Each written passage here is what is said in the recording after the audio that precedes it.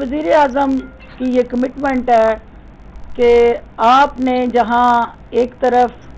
SOPs और corona के साथ जुड़ी जो स्ट्रेटजी है उसको NCOC के साथ मिल के इम्प्लीमेंट करना है, वहाँ सूबाई हुकूमतों ने पैरेलल जो है वो फैसिलिटेशन करनी है कि हमारे वो इंस्टीट्यूशन जो कोरोना की वबा को कंट्रोल करने के लिए डायरेक्टली या इनडायरेक्टली लिंक्ड है और उनका जो एक इफ़ेक्टिव रोल है उसको हुकूमतें मौसर बनाएं। जो इंडिविजुअल्स, ऑर्गेनाइजेशंस, कॉरपोरेट सेक्टर या उसके साथ जुड़ा जो हमारे बिजनेस कम्युनिटी के इनिशिएटिव्स हैं, हुकूमतें उनके साथ पार्टनरशिप में आएँ, उनको ओनरशिप दें, सपोर्ट दें। और आज वज़ीर आला पंजाब उस्मान बुज़दार साहब की वो जो सोच है कि सूबे के अंदर हमने पब्लिक प्राइवेट पार्टनरशिप को स्ट्रेंथन करना है, इस सूबे के जो 12 करोड़ अवाम हैं उनको हर हाल में हेल्थ केयर सेक्टर के अंदर जो चैलेंजेस हैं उसको हमने एड्रेस करना है। तो कोरोना का जो चैलेंज इस वक्त ग्लोबल चैलेंज पूरी दुनिया को दरपेश है, पंजाब में चूँकि पाकिस्तान का ये एक दिल है और इस दिल की जो आर्टरीज हैं जो आलमोस्ट पूरे पंजाब के अंदर ये फैली हुई हैं, वहाँ पे जो सबसे ज़्यादा हमें कोरोना को कंट्रोल करने के लिए चैलेंज है वो अपने तिब्बी अमले के साथ जुड़ा वो प्रोटेक्टिव गियर मटीरियल है, जिसको हम हर हाल में इंश्योर करना चाहते हैं कि जो हमारा सबसे पहले इस महाज पे लड़ने वाला सिपाही है वो पैरामेडिक्स, नर्सिस, डॉक्टर्स और दीगर तिब्बी अमला है। अगर उनको आप कोई ऐसी किट देते हैं, उसको कवर करने के लिए पर्सनल प्रोटेक्टिव इक्विपमेंट देते हैं और पता चलता है कि जिस वायरस से बचने के लिए उसने वो किट जो है वो वेयर की है वो सर्टिफाइड किट नहीं है, वो उस वायरस का उसके साथ कांटेक्ट जो है उसको नहीं कंट्रोल कर पाती या रोक पाती, तो ये एक आई वॉश है, क्योंकि उसकी जान और उसकी सेहत जो है अगर उस किट के पहनने के बाद भी वायरस से महफूज नहीं रह सकती तो इसका मतलब है कि कहीं ना कहीं हमारी जो है ना टेक्नोलॉजी का कोई गैप है और जो हमारी सप्लाई चेन है उसके अंदर कोई ना कोई फुकदान है। तो मैं इस हकीकत को जान के खुश हुई हूँ और फ़ख्र से यहाँ आई हूँ अपनी टीम को सपोर्ट करने के लिए कि TTI लेबॉर्ट्री के अंदर जिस तरह से इन्होंने उस PPEs को चेक करने के लिए ओवरऑल एक फार्मास्यूटिकल इंडस्ट्री के अंदर रेवोल्यूशन लेके आए हैं और जदीद टेक्नोलॉजी की बुनियाद पे आपकी जानों को सिक्योर करने के लिए सर्टिफाई कर रहे हैं अपनी उन प्रोडक्ट्स को जो जहाँ जहाँ पे भी कोई मैन्युफैक्चरर बना रहा है,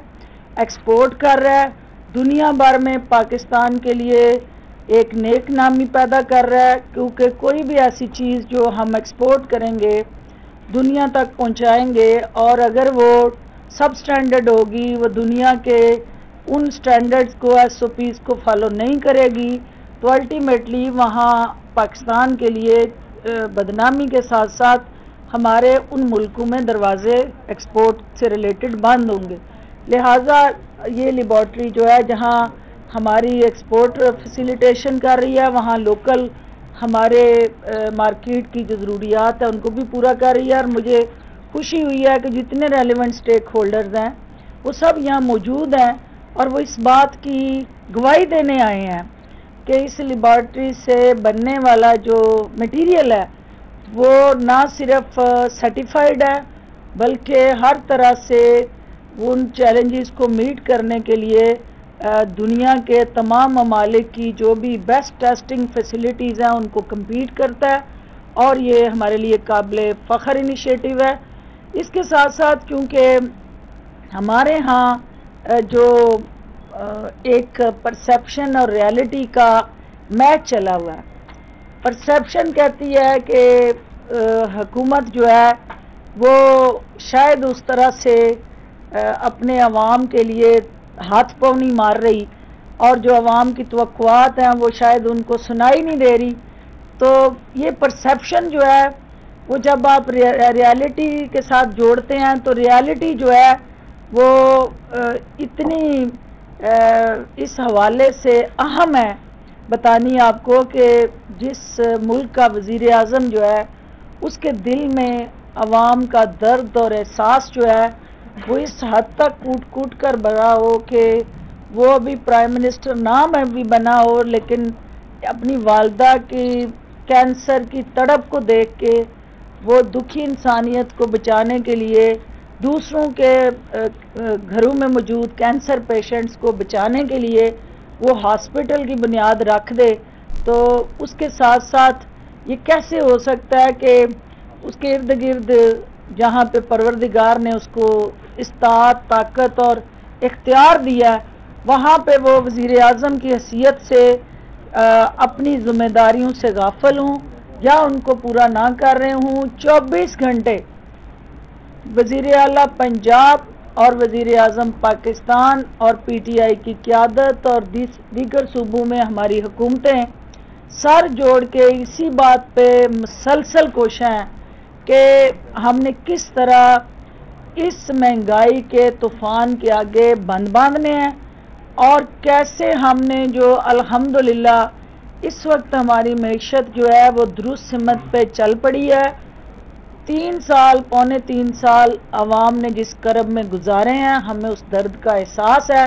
لیکن میں عوام کو مبارکباد دینا چاہوں گی کہ وزیر اعظم، ان کی ٹیم اور پاکستان تحریک انصاف کی صوبائی حکومتوں نے مل کے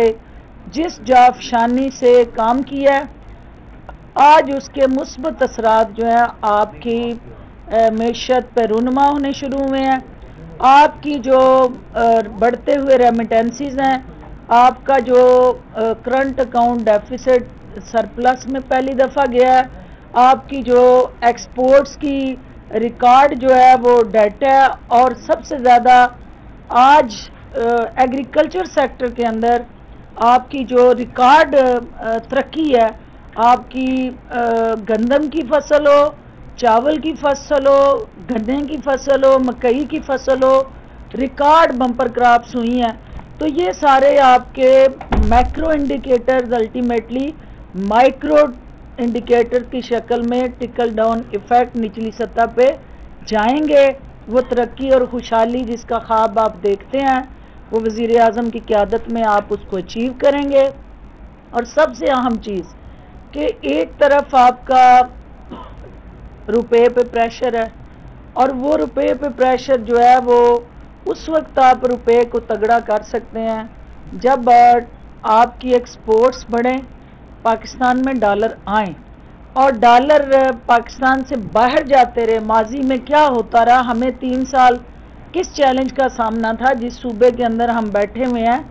یہاں لوگوں کی یادداشت چونکہ ایک دم سے محدود ہو جاتی ہے اور وہ بھول جاتے ہیں کہ ماضی میں کیا ہوا. تو ماضی کو بار بار دہرانا اس لیے ضروری ہے کہ جو ماضی کو بھولتے ہیں اور صرف اور صرف مستقبل کو دیکھتے رہتے ہیں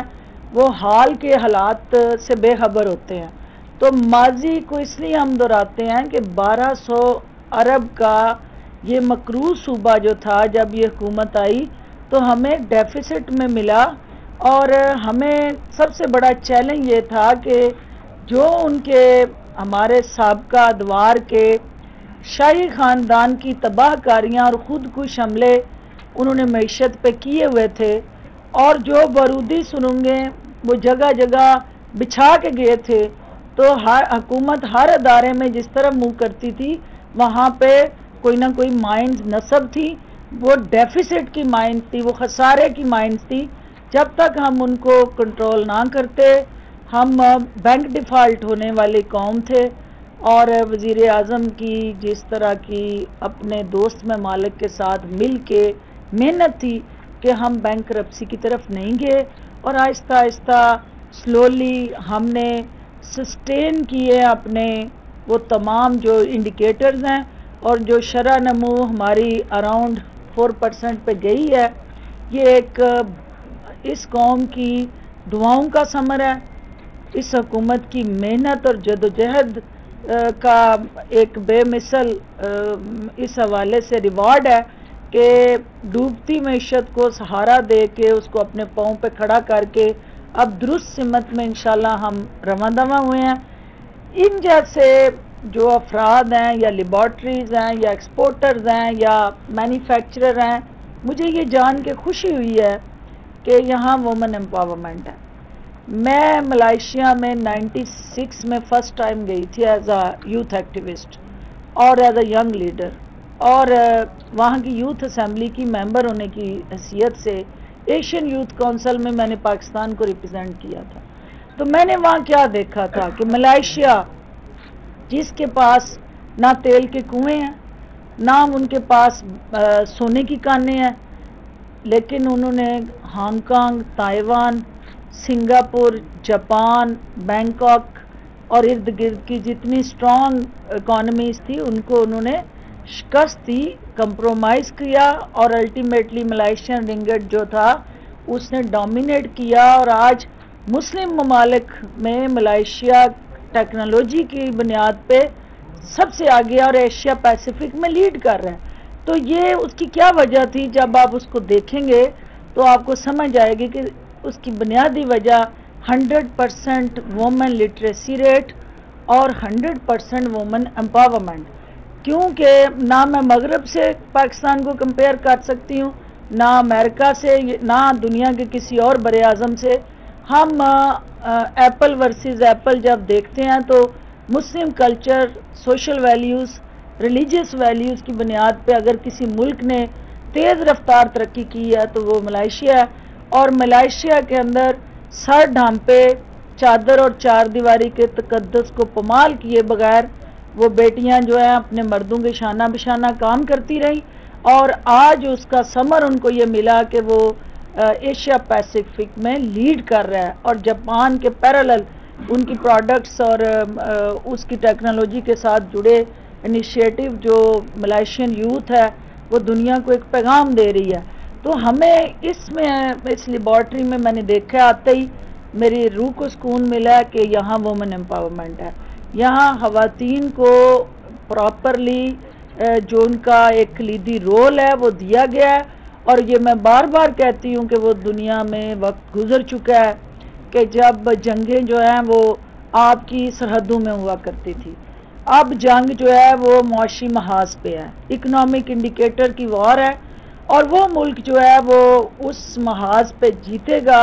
جس کے اکنامک انڈیکیٹر بہتر ہیں، اور ہم بحیثیت قوم جو ہے اس محاذ پہ نہیں جیت سکتے جو اپنی آدھی سے زیادہ فوج جو ہے وہ گھروں میں چھوڑ کے محاذ پہ انگیج ہے۔ ہمیں دنیا کا مقابلہ کرنا ہے تو اپنی 100% فورس کو اکنامک فرنٹ پہ لانا ہے، اور ہماری بیٹیاں، ہماری بہنیں، ہماری مائیں وہ ہماری ایسی فورس ہے جو کیپیبل ہے، کوالیفائڈ ہے، کمپیٹنٹ ہے، صرف ان کو اپرچونٹیز دینے کی ضرورت ہے۔ Thank you so much ji کہ you have provided that chance and opportunity to our mainstream population. تو میں دو تین بس سیاسی باتیں کر کے جن کو جو پیچھے بیٹھے ہیں چونکہ ان کی غذا پوری نہیں ہونی ہے تو پریس کانفرنس کا مقصد پورا نہیں ہونا، تو لہٰذا آپ نے دیکھا ہے کہ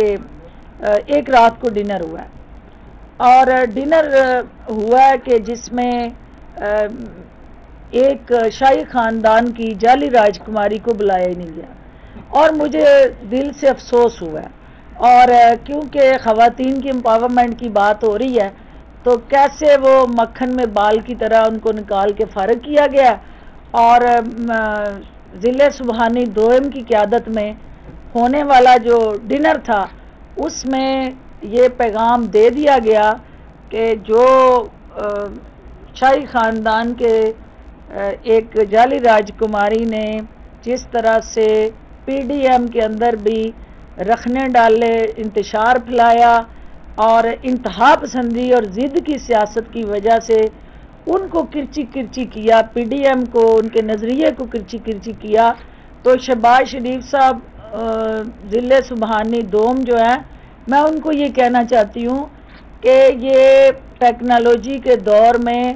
ایک ڈاکٹر ہوتے ہوئے بھی اور ایک میڈیا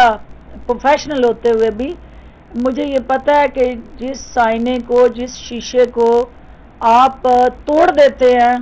اس کو جتنی مرضی جدید ٹیکنالوجی کے ساتھ جوڑنے کی کوشش کریں وہ کبھی بھی نشان نہیں مٹتے. تو جو پی ڈی ایم جعلی راجکماری کے ہاتھوں کرچی کرچی ہو چکا ہے، وہ شہباز شریف کی آنیاں جانیاں پھرتیاں اور جھوٹی تسلیوں سے وہ جوڑا نہیں جا سکے گا، کیونکہ نظریہ ٹوٹ چکا ہوا ہے، نظریہ بکھر چکا ہوا ہے. نظریے کے جو مختلف پتے ہیں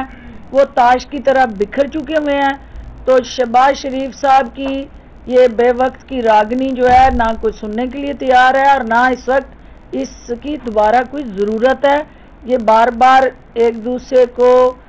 سڑکوں پہ گھسیٹنے والے جو ہیں، پیٹ پھاڑ کے کرپشن کا مال نکالنے والے جو ہیں، وہ الٹیمیٹلی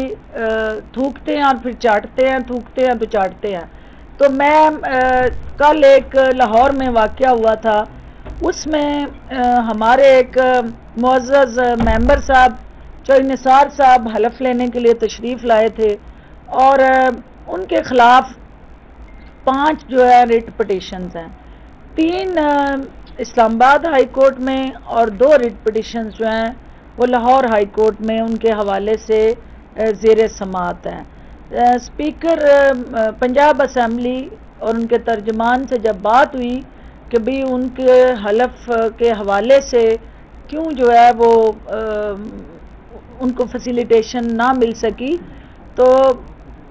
آج بھی میری آنے سے پہلے جب بات ہوئی ہے تو انہوں نے مجھے بتایا ہے کہ چوئی نثار صاحب کے خلاف جو ریٹ پٹیشنز ہیں اس کا جائزہ لینا ضروری ہے کہ کیا ان عدالتوں میں کسی جگہ ان کے خلاف کوئی سٹے تو نہیں ہوا، اور سٹے کی موجودگی میں اگر کوئی ممبر حلف اٹھاتا ہے تو وہ توہین عدالت کہلاتا ہے. لہٰذا پنجاب اسمبلی کے متعلقہ جو اہلکاران ہیں، ذمہ داران ہیں، وہ اسپیکر صاحب کی قیادت میں ان کا جائزہ لے رہے ہیں ان کیسز کا. ہمیں کسی سے کوئی ذاتی عناد اور دشمنی نہیں ہے، نہ حکومت نے کسی کو حلف اٹھانے سے روکا ہے.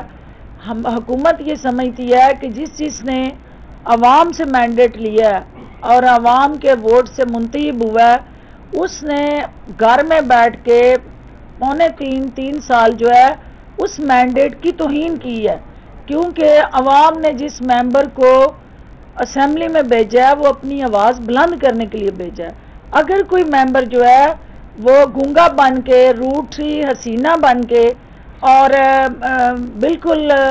عوامی مسائل پہ بات کرنے کی بجائے اپنی پارٹی کے اس درد کے ساتھ جڑ کے لا تعلق ہو کے گھر بیٹھتا ہے، تو اس کا مطلب ہے کہ وہ اس مینڈیٹ کو دفن کرتا ہے اور عوام کے ان کے جو بنیادی حقوق ہیں اس حلقے سے کہ ان کا قتل عام کرتا ہے. تو لہٰذا جو ہی وہ کلیئرٹی آئے گی کورٹس کی طرف سے ان کو حلف اٹھانے میں کوئی قدغن حکومت کی طرف سے یا پنجاب اسمبلی کی طرف سے درپیش نہیں ہوگی. آپ سب کی تشریف آوری کا بہت شکریہ، اور خصوصی طور پہ ایک دفعہ پھر میں آپ کو یہ کہنا چاہتی ہوں کہ یہ پاکستان کا پرائیڈ ہے. پاکستان دنیا میں الحمدللہ جب بھی چیلنج کوئی درپیش ہوتا ہے تو ہماری قوم کے اندر اللہ نے اتنی ریزالو اور کمٹمنٹ رکھی ہوئی ہے کہ ہم راستہ کوئی نہ کوئی نکال لیتے ہیں. when there is will there is way. اور یہ آپ نے جو انیشیٹو لیا یہ ہم سب کے لیے اس حوالے سے باعث اعزاز ہے کہ جہاں جہاں اس لیبارٹری سے سرٹیفائی ہو کہ ہماری کرونا سے ریلیٹڈ اور فارماسیوٹیکل سے ریلیٹڈ پروڈکٹس جو ہیں وہ ایکسپورٹ ہوتی ہیں، لوکلی کنزیوم ہوتی ہیں، وہاں پہ یہ سرٹیفکیشن ہوتی ہے کہ یہ سیکیور ہیں، سیف ہیں اور ہائیجینیکلی کرونا فری ہیں. اس سے آپ بغیر کسی خوف کے اس کو پہن کے اپنے کرونا کے مریضوں کا علاج معالجہ کر سکتے ہیں. تو اس سے جو ہے ہماری جو طبی کمیونٹی ہے، پیرامیڈکس ہیں، ڈاکٹرز ہیں، ہیلتھ پروفیشنلز ہیں، ان کو جو ہے وہ ایک سپورٹ ملتی ہے۔ آخر میں پرائم منسٹر صاحب چونکہ کل تشریف لے کے جا رہے ہیں لیا میں، تو ہیلتھ کا حکومت پنجاب کا وزیر اعلیٰ پنجاب عثمان بزدار کا ایک صوبے کے اندر ہیلتھ کیئر سیکٹر میں جو انقلاب لانے کا عزم ہے، کل 2 اہم منصوبوں کا پرائم منسٹر لیا میں افتتاح کرنے جا رہے ہیں۔ ایک تو جو ہم نے اس قوم سے وعدہ کیا تھا کہ 2 نہیں 1 پاکستان، ہم یکساں ترقی اور یکساں وسائل کی تقسیم جو ہے وہ اپنے اور پرائے کے تمیز میں جائے بغیر اس کو یقینی بنائیں گے۔ پسماندہ علاقوں کو ترقی یافتہ علاقوں کے برابر لانے کے لیے جو جنوبی پنجاب میں حکومت پنجاب وزیر اعظم کی قیادت میں پبلک ریلیف انیشیٹوز لے کے چل رہی ہے، کل ہیلتھ کیئر سیکٹر میں اس انقلاب کو باضابطہ طور پہ پرائم منسٹر کے ہاتھوں ہم برپا کرنے جا رہے ہیں۔ یونیورسل ہیلتھ پروگرام جو ہے وہ وزیر اعظم صحت انصاف کارڈ کے ذریعے وہاں لیا سے اس کا باضابطہ آغاز کرنے جا رہے ہیں۔ اس کے ساتھ ساتھ جو ہمارا سب سے بڑا چیلنج ہے اینٹی نیٹل اور پوسٹ نیٹل کیئر کا، mother mortality rate and infant mortality rate, بدقسمتی سے پاکستان کے جو انڈیکیٹرز ہیں وہ اس میں کوائٹ ہائی ہیں۔ جو ہمارا ڈیتھ ٹول ریٹ ہے وہ سارک ریجن میں بھی ہم سب سے آگے ہیں۔ تو اس کو کنٹرول کرنے کے لیے جو پنجاب نے 6 سے مدر ہومز یعنی ماں اور بچے کی صحت کے ساتھ جڑے ہاسپٹل بنائے ہیں، کل پرائم منسٹر لیا میں اس ہاسپٹل کا افتتاح کرنے جا رہے ہیں۔ تو یہ ہماری عوام دوست پالیسیز کی عکاسی ہے۔ یہ ہمارا جو ہے وہ سابقہ ادوار میں جو کنکریٹ کے جنگل بنائے جاتے رہے، جو میٹروز اور اورنج لائنز اور ادھر ادھر بڑے بڑے ان پروجیکٹ پہ انویسٹ کیا جاتا رہا، ہم انسانوں کی صحت پہ انویسٹ کرنے جا رہے ہیں، ہم ہیومن ڈیولپمنٹ کی طرف جا رہے ہیں۔ جب تک انسان ہیومن ڈیولپمنٹ پہ آپ پیسہ نہیں لگائیں گے، آپ ترقی اور خوشحالی کے جو ثمرات ہیں ان کو حاصل نہیں کر پائیں گے۔ تو لہٰذا میں چونکہ ہیلتھ کیئر سیکٹر کا اور آپ کا ایک بڑا کلیدی رول ہے، تو آپ کا ہیلتھ کیئر سیکٹر کے اس انقلاب میں اس لیبارٹری کا بہت اہم رول ہے، اور انشاءاللہ ہم آپ کے ایفرٹس کو سپلیمنٹ کریں گے۔ ہر طرح کی فیسیلیٹیشن اور سپورٹ جو آپ کے سرمایہ دار اور کاروباری حضرات اور مل مالکان، کارخانے دار یا فیکٹری والوں کو حکومتی ایز آف ڈوئنگ بزنس کے ذریعے دستیاب کی گئی ہیں، اس کو مزید بہتر کمٹمنٹ سے امپلیمنٹ کریں گے اور آپ کے راستے کے کانٹے چنیں گے تاکہ آپ کاروبار کریں، لوگوں کو روزگار دیں، اور آج کے دور میں روزگار دینا سب سے بڑا صدقہ جاری ہے۔ اور میں دعا گو ہوں کہ پروردگار آپ کی توفیقات میں اضافہ کرے، آپ پاکستان کا نام روشن کریں، اور اس مشکل گھڑی میں جو آپ کے ورکرز ہیں ان کی ریلیف کے لیے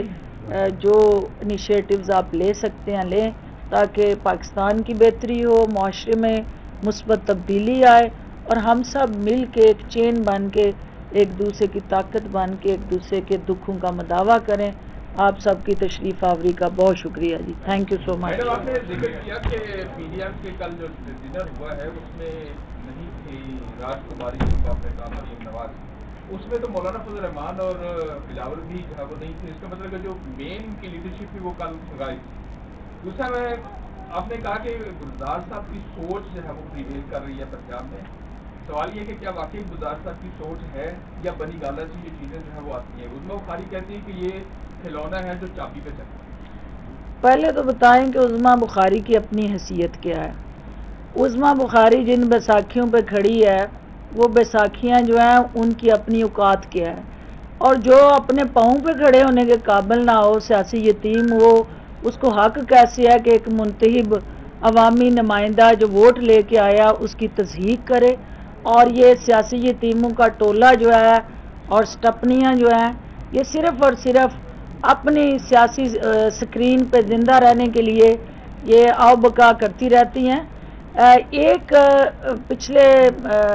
کل سے میں دیکھ رہی ہوں، اچھا آپ نے مجھے یاد کرا دیا کہ سوشل میڈیا پہ ایک درباری ہے نون لیگ کا اور ہواری بھی ہے، اور ان کی سوشل میڈیا میں مریم نواز کے ساتھ ایسوسیٹڈ ہے، اور اسپین کے اندر اس نے بیٹھ کے ایک اکاؤنٹ کھولا ہے اور وہاں سے وہ انتہائی گھٹیا تضحیک آمیز ویڈیو میرے حوالے سے اس نے اپلوڈ کی، اور پھر اس نے جو ہے اس کے اندر جتنے جھوٹ بولے بکواس کی. میں سیاست میں آپ ایک دوسرے کو لان تان کرتے رہتے ہیں، یہ آپ کی سیاست کا کلچر بن گیا ہے، لیکن میرے ایمان کو چیلنج کر کے اس نے جس قسم کی گھٹیا گفتگو کی ہے، میں انہیں یہ کہنا چاہتی ہوں نون لیگ کے درباریوں کو